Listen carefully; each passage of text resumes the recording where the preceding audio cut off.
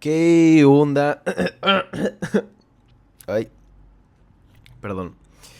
¿Qué onda, perritos? ¿Cómo están? Espero que se encuentren bien. Yo no estoy tan bien, pero siempre se tiene que buscar estar mejor. Es correcto. Bueno, hoy vamos con otros capítulos. No sé si voy a leer nada más uno, o dos, o tres. Pero vamos a leer La Vuelta al Mundo en 80 días. Nos quedan, La Vuelta al Mundo en 80 días, perdón. Nos quedan 9 capítulos. Sí, ¿no? Creo que son 37. Sí, nos quedan 8 capítulos más bien. Entonces, pues bueno, espero que les guste. Y nada. Ay, estoy cansado. Estoy muy cansado. Venga. Aquella misma tarde, el tren proseguía su marcha sin obstáculos, pasaba el fuerte Sanders, trasponía el paso de Cheyenne, llegaba al paso de Evans. En este sitio alcanzaba el ferrocarril, el punto más alto del trayecto, o sea, 8.091 pies sobre el nivel del océano. Los viajeros ya no tenían más que bajar hasta el Atlántico, por aquellas llanuras sin límites, niveladas por la naturaleza. Allí empalmada el ramal del Denver, ciudad principal del Colorado. Ese territorio es rico en minas de oro y de plata, y más de 50.000 habitantes han fijado allí su domicilio. Se habían recorrido 1.382 millas desde San Francisco en 3 días y 3 noches. 4 noches y 4 días debían bastar, según según toda la previsión, para llegar a Nueva York. Ok, a ver. Phileas Fogg se mantenía, por consiguiente, dentro del plazo reglamentario. Durante la noche se dejó a la izquierda el campamento de Walba. El Lodgepole Creek discurría paralelamente a la vía, siguiendo sus aguas la frontera rectilínea común a los estados de Wyoming y Colorado.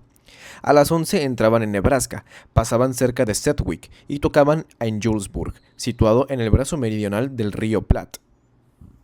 O del río Plate.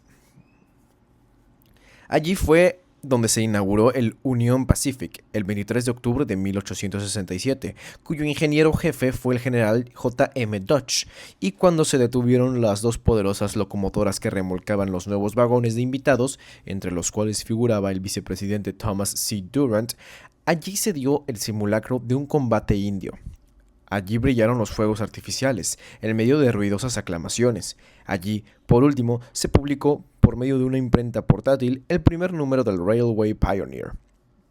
Así fue celebrada la inauguración de ese gran ferrocarril, instrumento de progreso y de civilización, trazado a través del desierto y destinado a enlazar entre sí ciudades que no existían aún.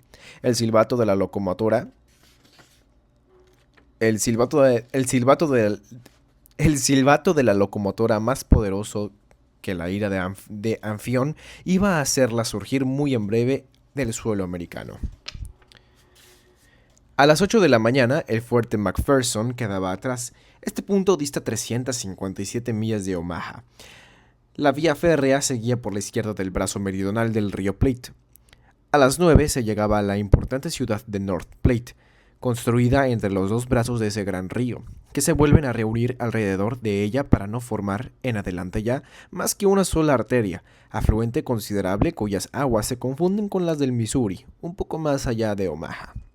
Mr. Fogg y sus compañeros proseguían su juego, sin que ninguno de ellos se quejase de la longitud del camino. Fix había empezado por ganar algunas guineas que estaba perdiendo, no siendo menos apasionado que Mr. Fogg. Durante aquella mañana, la suerte favoreció singularmente a este. Los triunfos llovían, por decirlo así, en sus manos. En cierto momento, después de haber combinado un golpe atrevido, se preparaba a jugar espadas cuando detrás de la banqueta salió una voz diciendo: «Yo jugaría a oros». Mr. Fogg, Mistress Aouda y Fix levantaron la cabeza. El coronel Proctor estaba junto a ellos. Stamp Proctor y Phileas Fogg se reconocieron enseguida.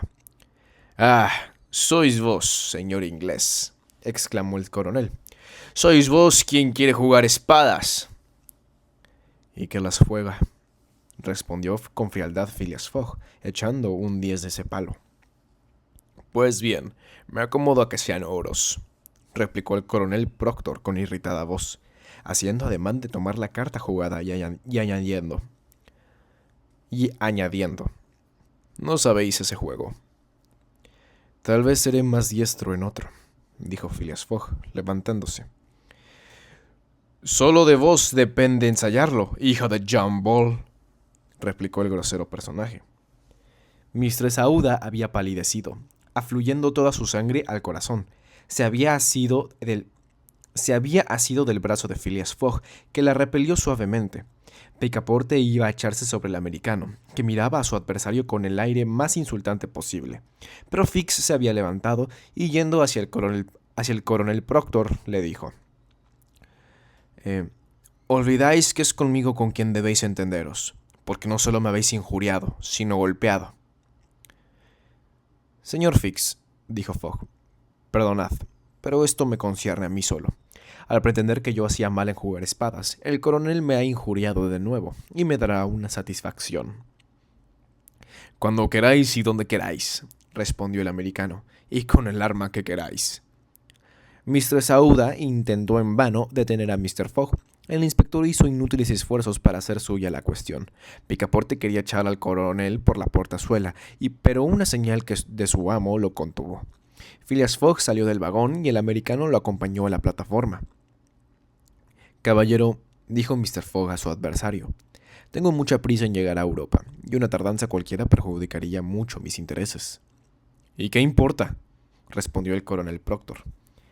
Caballero, dijo cortésmente Mr. Fogg, después de vuestro encuentro en San Francisco, había formado el proyecto de volver a buscaros a América, tan luego como hubiese terminado los negocios que me llaman al antiguo continente. ¿De veras? ¿Queréis señalarme sitio para dentro de 6 meses? ¿Por qué no 6 años? Digo 6 meses, y seré exacto. Esas no son más que pamplinas, o al instante o nunca. Corriente. ¿Vais a Nueva York? No. ¿A Chicago? No. ¿A Omaha? ¿Os importa poco? ¿Conocéis Plum Creek? No. Es la estación inmediata, y allí llegará el tren dentro de 1 hora. Se detendrá 10 minutos, durante los cuales se pueden disparar algunos tiros. Bajaré en la estación de Plum Creek. Y creo que allí os quedaréis, añadió el americano con igual insolencia. ¿Quién sabe, caballero?, respondió Mr. Fogg, y entró en su vagón tan calmoso como de costumbre. Allí el gentleman comenzó por tranquilizar a Mistress Aouda, diciéndole que los fanfarrones no eran nunca de temer.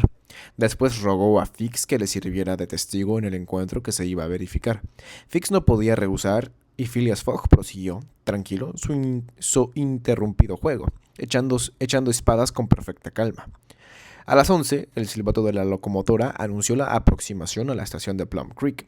Mr. Fogg se levantó y, seguido de Fix, salió a la galería. Picaporte le acompañaba, llevando un par de revólveres. Mistress Aouda se había quedado en el vagón pálida como una muerta. En aquel momento se abrió la puerta del otro vagón y el coronel Proctor apareció también en la galería, seguido de su testigo, un yanqui de su temple. Pero, en el momento en que los dos adversarios iban a bajar a la vía, el maquinista acudió gritando: «¡No se baja, señores!». «¿Y por qué?», preguntó el coronel. «Llevamos 20 minutos de retraso y el tren no se para. Pero tengo que batirme con el señor». «Lo siento», respondió el empleado, «pero marchamos al punto. Ya suena la campana». La campana sonaba en efecto, y el tren prosiguió su camino. «Lo siento muchísimo, señores», dijo entonces el maquinista. «En cualquier otra circunstancia hubiera podido serviros, pero en definitiva, puesto que no habéis podido batiros en esta estación, ¿quién os impide que lo hagáis aquí?». «Eso no convendrá tal vez al señor», dijo el coronel Proctor con aire burlón. «Eso me conviene perfectamente», respondió Phileas Fogg. «Decididamente estamos en América», pensó para sí Picaporte, «y el conductor del tren es un caballero de buen mundo». Y pensando esto, siguió a su amo. Los adversarios y sus testigos, precedidos del maquinista, se fueron al último vagón del tren, ocupado tan solo por unos 10 viajeros. El maquinista les preguntó si querían dejar un momento sitio libre a dos caballeros. Ok, el maquinista les preguntó si querían dejar un momento sitio libre a dos caballeros que tenían que arreglar un negocio de honor. ¿Cómo no? Muy gozosos se mostraron los viajeros en complacer a los contendientes y se retiraron a la galería. El vagón, que tenía unos 50 pies de largo, se prestaba muy bien para el caso. Los adversarios podían marchar uno contra otro entre las banquetas y fusilarse a su gusto. Nunca hubo duelo más fácil de arreglar. Mr. Fogg y el coronel Proctor, provistos cada uno de 2 revólveres, entraron en el vagón. Sus testigos los encerraron. Al primer silbido de la locomotora debía comenzar el fuego. Y luego, después de 2 minutos, se sacaría del coche lo que quedase de los 2 caballeros. Nada más sencillo, la verdad, y tan sencillo, por cierto, que Fix y Picaporte sentían su corazón latir hasta romperse. Se esperaba el silbido convenido cuando resonaron de repente unos gritos salvajes, acompañados de tiros que no procedían del vagón ocupado por los duelistas. Los disparos se escuchaban, al contrario, por la parte delantera y sobre toda la línea del tren. En el interior de este se oían gritos de furor. El coronel Proctor y Mr. Fogg, revólver en mano, salieron al instante del vagón y corrieron delante donde eran más ruidosos los tiros y los disparos. Habían comprendido que el tren era atacado por una banda de Sioux. No era la primera vez que esos atrevidos indios habían detenido los trenes. Según su costumbre, sin aguardar la parada del convoy, se habían arrojado sobre el estribo un centenar de ellos, escalando los vagones como lo hace un acróbata al saltar sobre un caballo al galope. Estos Sioux estaban armados de fusiles, de ahí las detonaciones, a las que correspondían los viajeros, casi todos armados. Los indios habían comenzado por arrojarse sobre la máquina. El maquinista y el fogonero habían sido ya casi magullados. Un jefe Sioux, queriendo detener el tren, había abierto la introducción del vapor en lugar de cerrarla, y la locomotora, arrastrada, corría a una velocidad espantosa. Al mismo tiempo, los Sioux habían invadido los vagones. Corrían como monos enfurecidos sobre las cubiertas, echaban abajo las portezuelas y luchaban cuerpo a cuerpo con los viajeros. El furgón de equipaje había sido saqueado, los bultos arrojados a la vía, la gritería y los tiros no cesaban. Sin embargo, los viajeros se defendían con valor. Ciertos vagones se sostenían, por medio de barricadas, un sitio como verdaderos fuertes ambulantes llevados a una velocidad de 100 millas por hora. Desde el principio del ataque, Mistress Aouda se había conducido valerosamente. Revólver en mano, se defendía heroicamente, tirando por entre los cristales rotos cuando asomaba algún salvaje. Unos 20 Sioux, heridos de muerte, habían caído a la vía, y las ruedas de los vagones aplastaban a los que se caían sobre los rieles desde las plataformas. Varios viajeros, gravemente heridos de bala o de rompecabezas, yacían sobre las banquetas. Era necesario acabar. La lucha llevaba 10 minutos de duración y se saldría del lado de los Sioux si el tren no se paraba. En efecto, la estación del fuerte Kearney no estaba más que a 2 millas de distancia, y una vez pasado el fuerte y la estación siguiente, los Sioux serían dueños del tren. El maquinista se batía al lado de Mr. Fogg cuando una bala lo alcanzó. Al caer, exclamó: «¡Estamos perdidos si el tren tarda 5 minutos en pararse!» «Se parará», dijo Phileas Fogg, que quiso echarse fuera del vagón. «¡Estad quieto, señor!», le gritó Picaporte. «Yo me encargo de ello». Phileas Fogg no tuvo tiempo de detener al animoso muchacho, que, abriendo una portezuela, consiguió deslizarse debajo del vagón, y entonces, mientras la lucha continuaba y las balas se cruzaban por encima de su cabeza, recobrando su agilidad y flexibilidad, arrastrándose colgado por debajo de los coches y agarrándose ora a las cadenas, ora a las palancas de freno, rastreándose de uno a otro vagón, con maravillosa destreza, llegó a la parte delantera del tren sin ser visto. Allí, colgado por una mano entre el furgón y el tender, desenganchó con la otra las cadenas de seguridad, pero a consecuencia de la tracción no hubiera conseguido desenroscar la barra de enganche si un sacudimiento que la máquina experimentó no lo hubiera hecho saltar. De modo que el tren, desprendido, se fue quedando atrás mientras que la locomotora huía a mayor velocidad. El tren corrió aún algunos minutos, pero los frenos se manejaron bien y el convoy se detuvo, al fin, a menos de 100 pasos de la estación de Kearney. Allí, los soldados del fuerte, atraídos por los disparos, acudieron apresuradamente. Los Sioux no los habían esperado, y antes de pararse completamente el tren, Toda la banda había desaparecido. Pero cuando los viajeros se contaron en el andén de la estación, reconocieron que faltaban algunos, y entre ellos el valiente francés, cuyo denuedo acababa de salvarlos.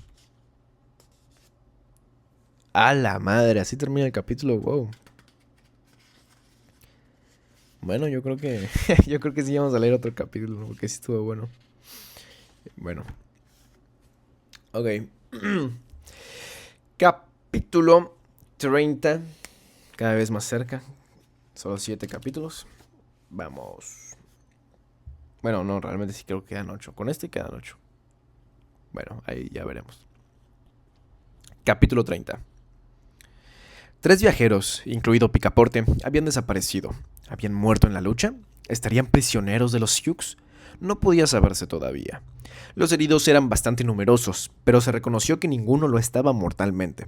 Uno de los más graves era el coronel Proctor, que se había batido valerosamente y había recibido un balazo en la ingle. Fue trasladado a la estación con otros viajeros, cuyo estado reclamaba cuidados intensivos. Perdón, inmediatos, no sé por qué leí intensivos.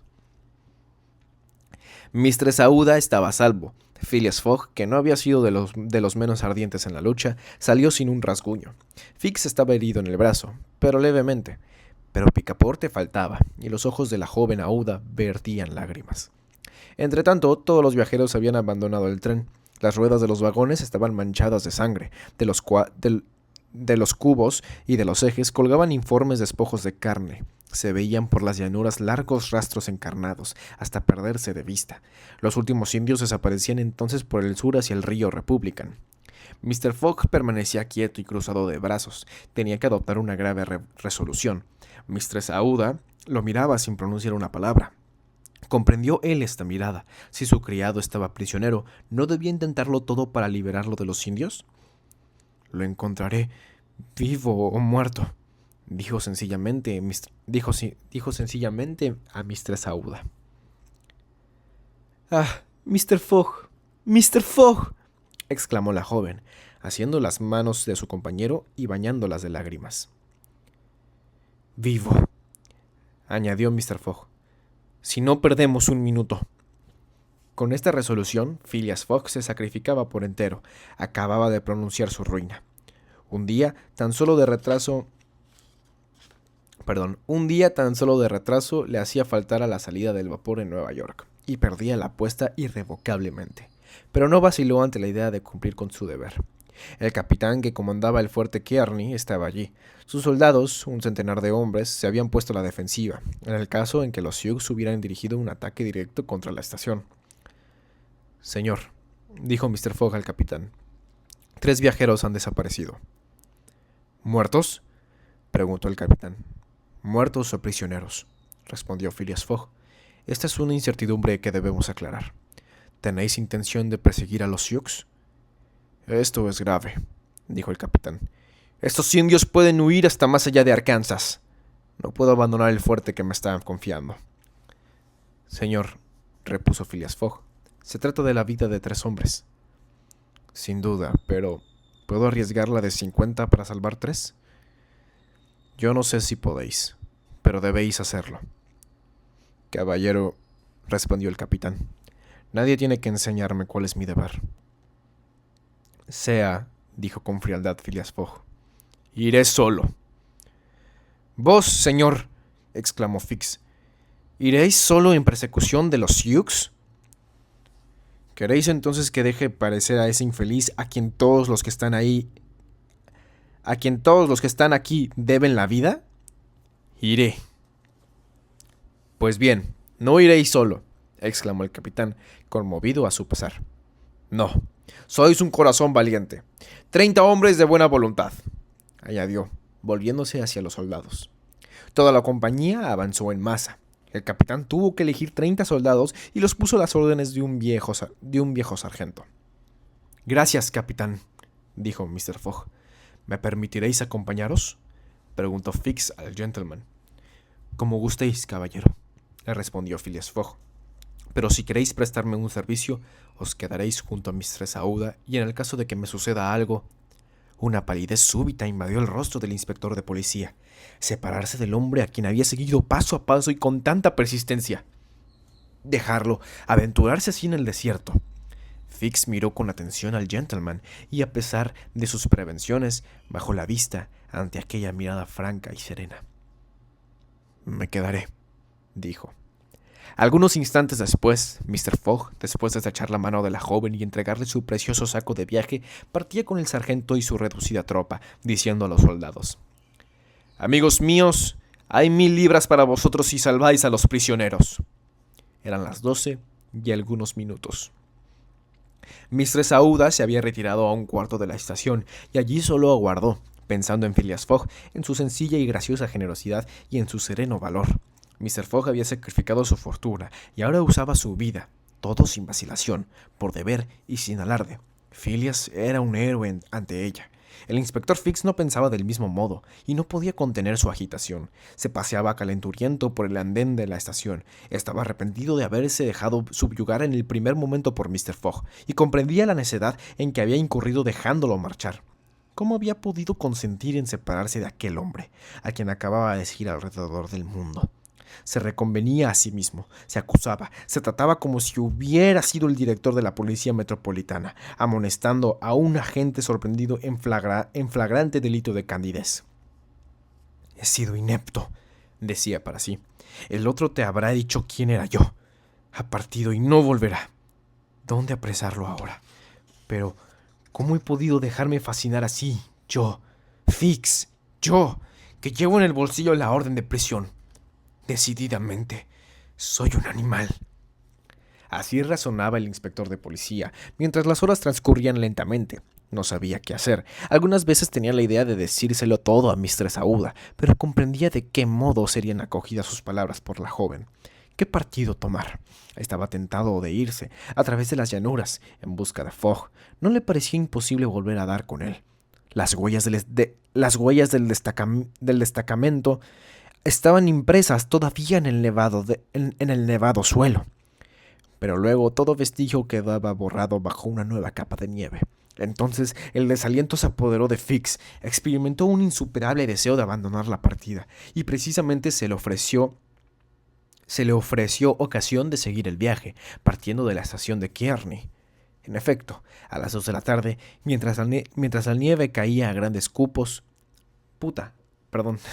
mientras la nieve caía a grandes copos, se oyeron unos silbidos procedentes del este.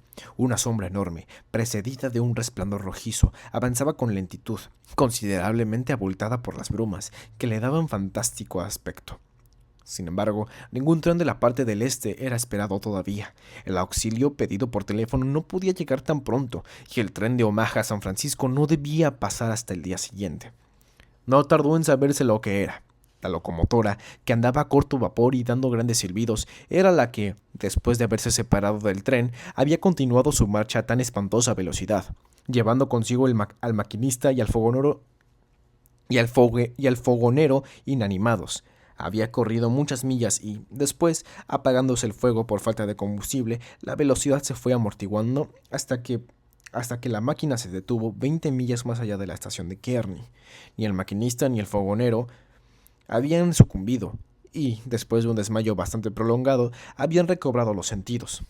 La máquina estaba entonces parada, y cuando el maquinista se vio en el desierto con la locomotora sola, comprendió lo ocurrido, y sin que pudiera atinar de qué modo se había efectuado la separación, no dudó que el tren estaba atrás esperando auxilio. No vaciló el maquinista sobre la resolución que debía adoptar.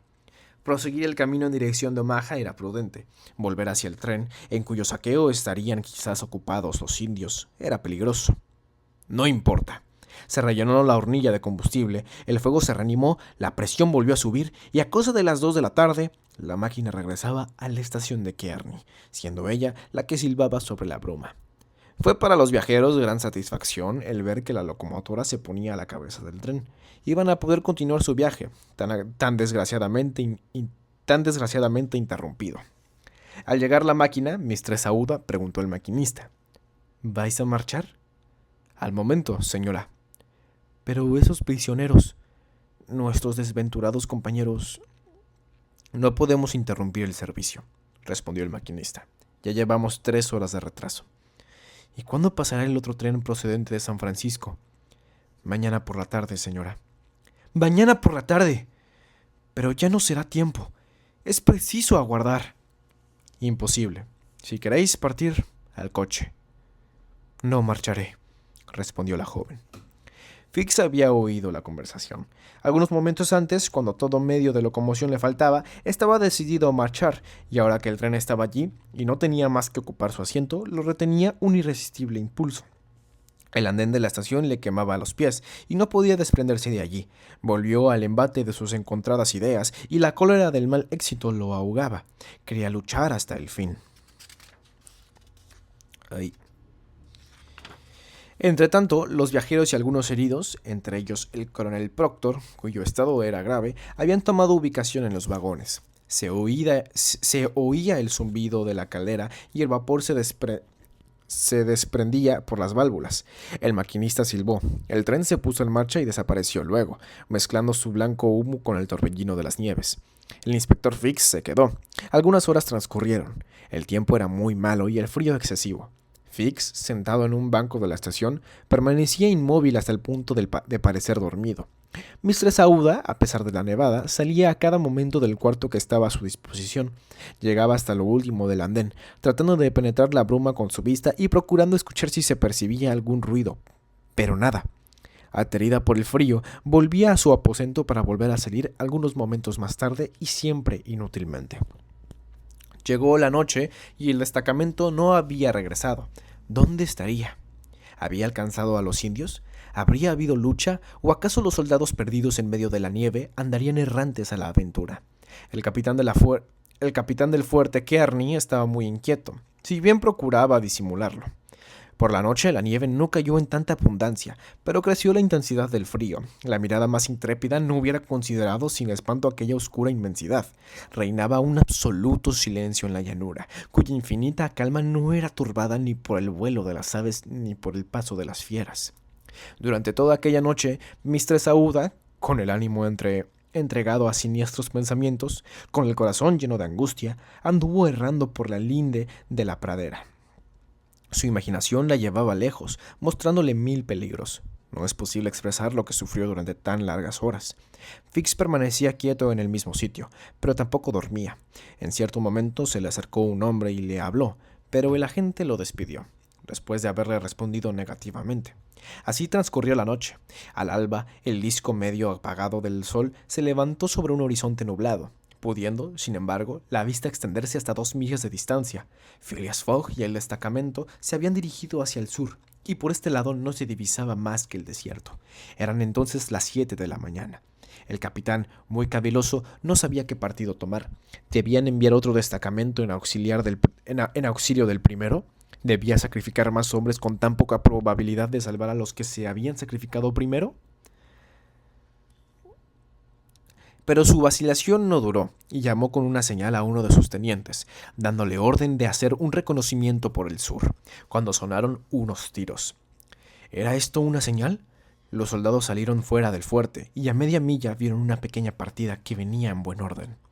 Mr. Fogg iba a la cabeza, y junto a él estaban Picaporte y los otros 2 viajeros, librados de entre las manos de los Sioux. Habían habido combate a 10 millas al sur de Kearney, pocos momentos antes de la llegada del destacamento. Picaporte y los 2 compañeros estaban luchando con sus guardianes, y el francés había ya derribado 3 a puñetazos, cuando su amo y los soldados se precipitaron en su auxilio. Todos, salvadores y salvados, fueron acogidos con gritos de alegría, y Phileas Fogg distribuyó a los soldados la primera que les había prometido. La prima que les había prometido. Mientras Picaporte se repetía, no sin alguna razón. Decididamente, es preciso convenir en que cuesto muy caro a mi amo. Fix, sin pronunciar una palabra, miraba a Mr. Fogg, y hubiera sido difícil analizar las impresiones que luchaban en su interior. En cuanto a Mistress Aouda, había tomado la mano del gentleman y la estrechaba entre las suyas sin poder pronunciar una palabra. Entretanto, Picaporte, tan luego como llegó, había buscado el tren en la estación, creyendo encontrarlo allí dispuesto a correr hacia Omaha y esperando que se podría ganar aún el tiempo perdido. ¡El tren! ¡El tren!, gritaba. Se marchó, respondió Fix. ¿Y el tren siguiente? ¿Cuándo pasa?, preguntó Mr. Fogg. Esta noche. Ah, dijo simplemente el impasible gentleman. Ok. Capítulo 30. ¿Echamos otro? Bueno, ya. Para ya. Son muchos pinches, son muchas putas páginas, cabrón. Y si me tardo un chingo leyéndolos. Bueno, ya ni pedo. A ver, vamos a hacer algo tantito. Nada más. Ay, güey, es que sí me está dando un poco. Ay, cabrón. Listo. Ok, venga. Pues ya está. Capítulo 31. Y nos quedan poco más de 40 páginas, yo creo. Pues venga. Capítulo 31. Phileas Fogg iba 24 horas retrasado, y Picaporte, causa involuntaria de esta tardanza, estaba desesperado. Había arruinado indudablemente a su amo. En aquel momento el inspector se acercó a Mr. Fogg y mirándolo de frente le preguntó: «Con formalidad, señor Fogg, ¿tenéis prisa?». «Con mucha formalidad», respondió Phileas Fogg. «Insisto», repuso Fix, «¿tenéis verdadero interés en estar en Nueva York el 11, antes de las 9 de la noche, hora de salida del vapor de Liverpool?». «El mayor interés». «¿Y si el viaje no hubiera sido interrumpido por el ataque de los indios, hubierais llegado a Nueva York el 11 por la mañana?». «Sí, con 12 horas de adelanto sobre el vapor». «Bien, tenéis ahora 24 horas de retraso. Entre 20 horas. Tenéis ahora 20 horas de retraso. Entre 20 y 12, la diferencia es de 8. Luego, con ganar estas 8 horas tenéis bastante. ¿Queréis intentarlo?». «¿A pie?». «No, en trineo de vela. Un hombre me ha propuesto este sistema de transporte». Era el hombre que había hablado al inspector de policía durante la noche, y cuya oferta había sido desechada. Phileas Fogg no respondió a Fix, pero este le señaló al hombre de que se trataba, y el gentleman fue hacia allí. Instantes después, Phileas Fogg y el americano, llamado Much, entraban en una covacha construida junto al fuerte Kearny. Allí Mr. Fogg examinó un vehículo bastante singular, una especie de tablero establecido sobre dos largueros, algo levantados por delante, como los patines de un trineo, y en el cual cabían 5 o 6 personas. En el tercio, por delante, se elevaba un mástil muy alto, donde se envergaba una inmensa cangreja. Este mástil, sólidamente sostenido por obenques metálicos, tendía un estey de hierro, que servía para guindar un foque de gran dimensión. Detrás había un timón de espaldilla, que permitía dirigir el aparato. Como se ve, era un trineo aparejado en balandra, durante el invierno en la llanura helada, cuando los trenes se ven detenidos por las nieves. Estos vehículos hacen travesías muy rápidas, de una a otra estación. Están, por lo demás, muy bien aparejados, quizás mejor que un balandro, que esté expuesto a volcar, y con viento en popa corren por las praderas, con rapidez igual, si no superior a la de un expreso. En pocos instantes se concluyó el trato entre Mr. Fogg y el patrón de esa embarcación terrestre. El viento era bueno, soplaba del oeste muy frescachón, la nieve estaba endurecida y Much tenía grandes esperanzas de llegar en pocas horas a la estación de Omaha, donde los trenes son frecuentes y las vías numerosas en dirección a Chicago y Nueva York. No era difícil que pudiera ganarse el retraso, por consiguiente no debía vacilarse en intentar la aventura. No queriendo Mr. Fogg exponer a Mistress Aouda a los tormentos de una travesía al aire libre, con el frío que la velocidad había de hacer más insoportable, le propuso quedarse con Picaporte en la estación de Kearny, desde donde el buen muchacho la llevaría a Europa, por mejor camino y en mejores condiciones. Mistress Aouda se negó a separarse de Mr. Fogg, y Picaporte se alegró mucho de esta determinación. En efecto, por nada en el mundo hubiera querido separarse de su amo, puesto que Fix le acompañaba. En cuanto a lo que entonces pensaba el inspector de policía, sería difícil decirlo. Su convicción estaba quebrantada por el regreso de Phileas Fogg, o bien lo consideraba un bribón de gran talento, por creer que, después de cumplida la vuelta al mundo, estaría absolutamente seguro en Inglaterra. Tal vez la opinión de Fix respecto de Phileas Fogg se había modificado, pero no por eso estaba menos decidido a cumplir con su deber, y más impaciente que todos, a ayudar con todas sus fuerzas al regreso a Inglaterra. A las 8 el trineo estaba dispuesto para partir. Los viajeros, casi puede decirse los pasajeros, tomaron asiento, muy envueltos en sus mantas de viaje. Las dos inmensas velas estaban izadas, y al impulso del viento el vehículo corría sobre la endurecida nieve a razón de 40 millas por hora. La distancia que separa el fuerte de Kearney de Omaha es en línea recta, a vuelo de abeja. Como dicen los americanos, de 200 millas lo más. Manteniéndose el viento, esta distancia podía recorrerse en 5 horas y no ocurriendo ningún incidente, el trineo debía estar en Omaha a la 1 de la tarde. ¡Carajo! ¡Qué travesía! Los viajeros, apiñados, no podían hablarse. El frío, acrecentado por la velocidad, les hubiera cortado la palabra. El trineo corría tan ligeramente sobre la superficie de la llanura como un barco sobre las aguas, pero sin marejada. Cuando la brisa llegaba rasando la tierra, parecía que el trineo iba a ser levantado del suelo por sus espantosas velas, cual alas de inmensa envergadura. Much se mantenía por medio del timón en la línea recta y con un golpe de espadilla rectificaba los borneos que el aparejo tendía a producir. Todo el velamen daba presa al viento. El foque, desviado, no estaba cubierto por la cangreja. Se levantó una cofa y, dando al viento un cuchillo, se aumentó la fuerza del impulso de las demás velas. No podía calcularse la velocidad matemáticamente, pero era seguro que no bajaba de las 40 millas por hora. Si nada se rompe, dijo Much, llegaremos. Y Much tenía interés en llegar dentro del plazo convenido, porque Mr. Fogg, fiel a su sistema, le había engolosinado con una crecida oferta. La pradera por donde corría el trineo era tan llana que parecía un inmenso estanque helado. El ferrocarril que cruzaba por esa región subía del suroeste al noroeste por Grand Island, Columbus, ciudad importante de Nebraska, Schuyler, Fremont y luego Omaha. Seguía en todo su trayecto. Seguía en todo su trayecto por la orilla derecha del río Platte. El trineo, atajando, recorría la cuerda del arco descrito por la vía férrea. Much no podía verse detenido por el río Platte, en el recodo que forma antes de llegar a Fremont, porque sus aguas estaban heladas.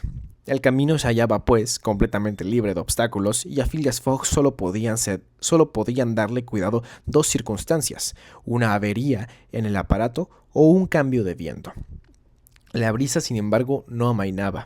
Antes, al contrario, soplaba hasta el punto de poder tumbar el palo, si bien lo sostenía con firmeza los obenques de hierro. Esos alambres metálicos, semejantes a las cuerdas de un instrumento, resonaban como si un arco hubiese provocado sus vibraciones. El trineo volaba, acompañado de una armonía plañidera de muy particular intensidad. «Esas cuerdas dan la quinta y la octava», dijo Mr. Fogg. Fueron estas las únicas palabras que pronunció durante la travesía. Mistress Aouda, cuidadosamente envuelta en los abrigos y mantas de viaje, estaba preservada en lo posible del alcance del frío. En cuanto a Picaporte, roja la cara como el disco solar cuando se pone entre brumas, aspiraba aquel aire penetrante dando rienda suelta a sus esperanzas con el fondo de imperturbable confianza que las distinguía. En vez de llegar por la mañana a Nueva York, se llegaría por la tarde, pero todavía existían probabilidades de que esto ocurriese antes de salir al vapor de Liverpool. Picaporte experimentó hasta deseos de dar un apretón de manos a su aliado Fix, no olvidando que era el inspector mismo quien había proporcionado el trineo de velas, y por consiguiente el único medio de llegar a Omaha a tiempo, pero obedeciendo a un indefinible presentimiento, se mantuvo en su acostumbrada reserva. En todo caso, había una cosa que Picaporte no olvidaría jamás, esto es, el sacrificio de Mr. Fogg para librarlos de los Sioux arriesgando su fortuna y su vida. No, Jamás lo olvidaría su criado. Mientras cada uno de los viajeros se entregaba a reflexiones diversas, el trineo volaba sobre la inmensa alfombra de nieve y si atravesaba algunos ríos, afluentes o subafluentes del Little Blue, no se percataba nadie de ello. Los campos y los cursos de agua se igualaban bajo una blancura uniforme. El llano estaba completamente desierto, comprendido entre el Union Pacific y el ramal que ha de enlazar Kearney con San José. Formaba como una gran isla inhabitada, ni una aldea, ni una estación, ni siquiera un fuerte. De vez en cuando se veía pasar cual relámpago algún árbol raquítico, cuyo blanco esqueleto se retorcía bajo la brisa. A veces se levantaban del suelo bandadas de aves silvestres, a veces también algunos lobos, en tropeles numerosos, flacos, hambrientos y movidos por una necesidad feroz. Luchaban en velocidad con el trineo. Entonces Picaporte, revólver en mano, estaba preparado para abrir fuego sobre los más inmediatos. Si algún incidente hubiese detenido entonces el trineo, los viajeros, atacados por esas encarnizadas fieras, hubieran corrido los más graves peligros. Pero el trineo seguía firme y tomando buena delantera. No tardó en quedarse atrás aquella aulladora tropa. A las 12, Much reconoció por algunos indicios que estaba pasando el helado curso de Plate. No dijo nada, pero ya estaba seguro de que 20 millas más allá se hallaba la estación de Omaha. Y en efecto, no era la luna de la... ¡Pedo! Y en efecto, no era la 1 de la tarde cuando, abandonada la barra, el patrón recogió velas. El trineo, arrastrado por su irresistible vuelo, recorrió aún media milla sin velamén. Por último se paró y Much, enseñando una aglomeración de tejados blancos, dijo: «Hemos llegado». Ya se hallaban, pues, en aquella estación donde numerosos trenes comunicaban con la parte oriental de los Estados Unidos. Picaporte y Fix habían saltado a tierra y estiraban sus entumecidos miembros. Ayudaron a Mr. Fogg y a la joven a bajar del trineo. Phileas Fogg pagó generosamente a Much, a quien Picaporte estrechó amistosamente la mano, corriendo todos después a la estación de Omaha. En esta importante ciudad de Nebraska es a donde va a parar el ferrocarril, con el nombre de Chicago Rock Island, que corre directamente al este sirviendo 50 estaciones. Estaba dispuesto a marchar un tren directo, de tal modo que Phileas Fogg y sus compañeros solo tuvieron tiempo de arrojarse a un vagón. No habían visto nada de Omaha, pero Picaporte reconoció que no era cosa de sentir, puesto que no era ver ciudades lo que importaba. Con extraordinaria rapidez, el tren pasó el estado de Iowa por el Council Bluffs, Moines, Iowa City. Durante la noche cruzaba el Mississippi en Davenport y entraba por Rock Island en Illinois. Al día siguiente, 10 a las 4 de la tarde, llegaba a Chicago, renacida ya de sus ruinas y más que nunca fieramente asentada a orillas de su hermoso lago Michigan. Chicago está a 900 millas de Nueva York y allí no faltaban trenes, por lo cual pudo Mr. Fogg pasar inmediatamente de uno a otro. La elegante locomotora del Pittsburgh Fort Wayne, Chicago, partió a toda velocidad, como si hubiese comprendido que el honorable gentleman no tenía tiempo que perder. Atravesó como un relámpago los estados de Indiana, Ohio, Pensilvania y Nueva Jersey, pasando por ciudades de nombres históricos, algunas de las cuales tenían calles y tranvías, pero no casas todavía. Por fin apareció el Hudson, y el 11 de diciembre, a las 11:15 de la noche, el tren se detenía en la estación a la margen derecha del río, ante el mismo muelle de los vapores de la línea Cunard, llamada por otro nombre British and North American Royal Mail Steam Packet Co. El China, con destino a Liverpool, había salido 45 minutos antes. ¡Por Dios! ¡Qué mierda! Puta madre, carajo. Me cagó leer así todo esto. Wow, perdón, pido perdón abiertamente. Es que de verdad no me lo puedo creer. Ya nos queda poco. Mucho más poco. Falta 32, 33, 34, 35 y 36, 37. Literalmente nos quedan 6 capítulos para terminar esta gran aventura. Y espero que les haya gustado. Estos fueron los capítulos 29, 30 y 31 de La Vuelta al Mundo en 80 días. Espero que les haya gustado. Espero que les haya encantado. Y nos vemos. Y perdón por leer tan de la mierda este último capítulo. Ah, espero que les haya gustado. Perdónenme. Los amo. Ámense y amen a los demás. Nos vemos.